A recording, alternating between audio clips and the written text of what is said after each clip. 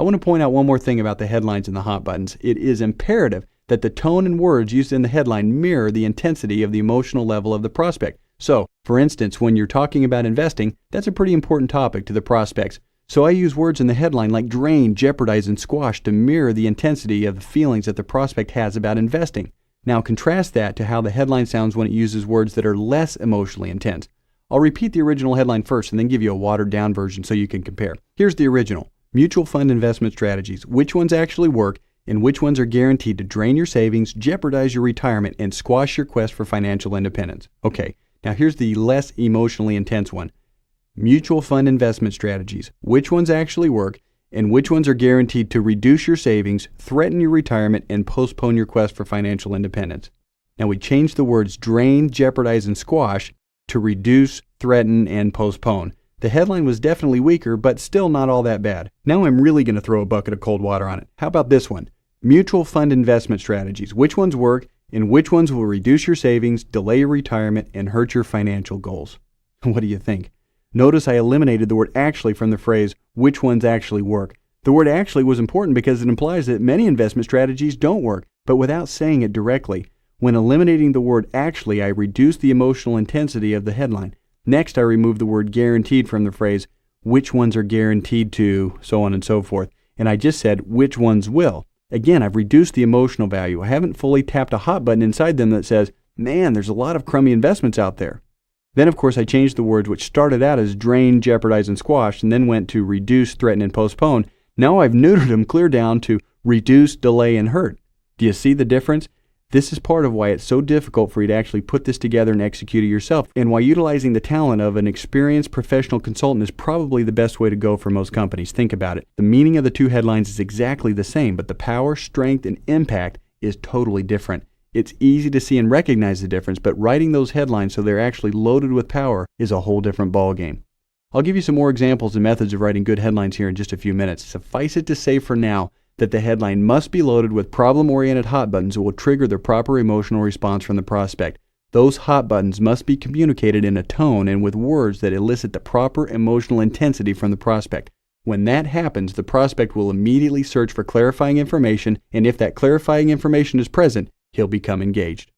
There are a few examples of taking prospects' hot buttons and putting them into headlines in the companion volume. On page 15, you can see the advertisement for the camera store we just discussed a few minutes ago. The headline reads, thinking about buying a digital camera but don't have the foggiest clue what you need or even what's available? Did you catch how the headline hits on the hot button of uncertainty and speaks the prospect's language, or in other words, hits the right level of emotional intensity when it uses the phrase, haven't got the foggiest clue? Now you tell me, how would you feel if you were in the market for a digital camera but didn't know the first thing about them? Would you say that you were overwhelmed by choices? Well, maybe. Or how about confused? Possibly. But realize to say, I haven't got the foggiest clue takes the emotional intensity to a whole nother level. It makes the headline come alive. It makes the reader get sucked in on an even deeper level. And it's based on the hot button of uncertainty. Now, on the flip side, let's evaluate another ad that doesn't effectively use a headline based on hot buttons. Take a look at the ad shown in the companion volume that came with the CD on page 6. It's the same ad that we used earlier as an example of institutional advertising. It's an ad for a telephone company called Birch that is selling high-speed internet access service. The ad has a close-up shot of a frisky-looking dog's head holding a computer mouse in its mouth. It has a headline that says, 1.com minute, and it has some basic copy underneath that says, fess up, your office needs beefier internet access, so call Birch. We handle router, line, service in one package at frisky rates. We include the router, saving you hundreds, and we back it with a 7-day-a-week tech support. Could it be any easier? Call Birch. We'll come running. Get it? We'll come running. Now remember, this is for a telephone company that's trying to sell high-speed, or what it calls quote-unquote beefier internet access service. So what is the activator in this ad? Is it the headline, 1.com minute? Well, I don't think so. I think it's the dog. Remember from our discussion just a minute ago that an activator is what snaps you out of alpha sleep and into beta alert mode. So let's say you're thumbing through the newspaper. If you're somebody who's interested in dogs in either a positive or a negative way, your reticular activator will signal your brain that there's something on that page that's familiar, unusual, or problematic. For most people, it's probably familiar, or in other words, they like dogs, so their brain says, hey, look, a cute little doggy over there on that page. Result, If you like dogs, there's a reasonably good chance that you'll see this picture and it'll pull you out of alpha mode and put you into, that's right, beta mode, all of which happens subconsciously in a split second without you even being aware of it. Just like somebody calling your name out in a crowded airport baggage claim area, it'll force you to look at that ad, and then your brain starts searching for additional clarifying information. Your brain says, hey, what's with the dog? So you'll read the text, you'll read the copy and try to figure out what's going on, and then you'll realize that it's an ad for internet access. Then your brain will begin to short circuit. It'll say dog, internet service, dog, internet service, dog, internet service, and it'll struggle to make the connection of why there's a dog associated with internet service. See, these two things just don't normally go together, so it's a tough connection to make. It's a false beta.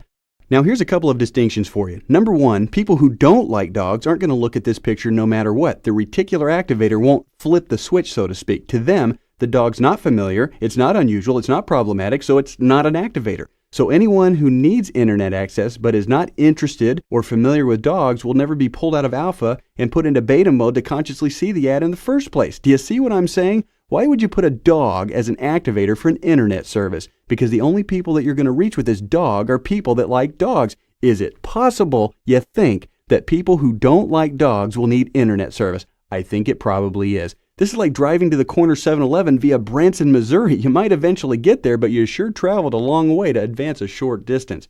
Well, let's see. Some people do like dogs, so they'll look at this ad and they'll see that it's for internet service, and certainly some people who like dogs will also need internet service, so Birch will have a chance to sell to that particular subset of people. So here's the question for you. Why wouldn't you just go ahead and make the activator based on a hot button, something that's important and actually relevant to them? A hot button for people who need internet service would be all of the problems that they would potentially be having with their current internet service or lack of current internet service. Now, I'm not exactly sure what those things are off the top of my head. If you look in the copy, they talk about bundling the router, the line, the service in one package. They talk about the availability of tech support. They talk about saving hundreds of dollars. So I'm guessing that some of the hot buttons would be, well, let's see. Not having the router, line, and service bundled, lack of available tech support, and costs that are way higher than they should be and could be. Now, I don't know if these are the actual legitimate hot buttons or not, but I know one thing for freaking sure. The dog in the ad is not the prospect's hot button. See, the dog is an activator, but it's not a hot button. I've taken the liberty to write a new ad based on the hot buttons we culled out of the text of the original ads. Notice how the hot buttons now take the center stage and how the ad follows the formula of interrupt, engage, educate, and offer. You can look at this ad on page 18 of the companion volume. Are you catching on to the difference between an activator and a hot button? An activator is anything that interrupts somebody, literally anything at all. A hot button, on the other hand, is an activator that's based on something that's important and or relevant to the prospect. If you interrupt the prospect with something that's not important, maybe you gain awareness, but remember, awareness is tough to pull off without $100 million. And awareness isn't equal to cash. Far from it. Plus, also realize that you'll get the same awareness you'd normally get when you do use the marketing equation. It's not like by using the marketing equation that your marketing and advertising now turns invisible and nobody notices it. The opposite is true. Awareness still goes up, but sales do too. Inevitably.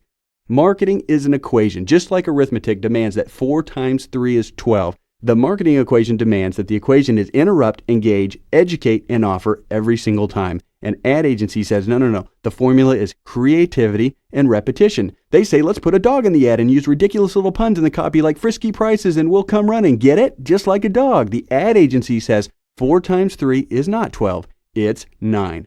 Why?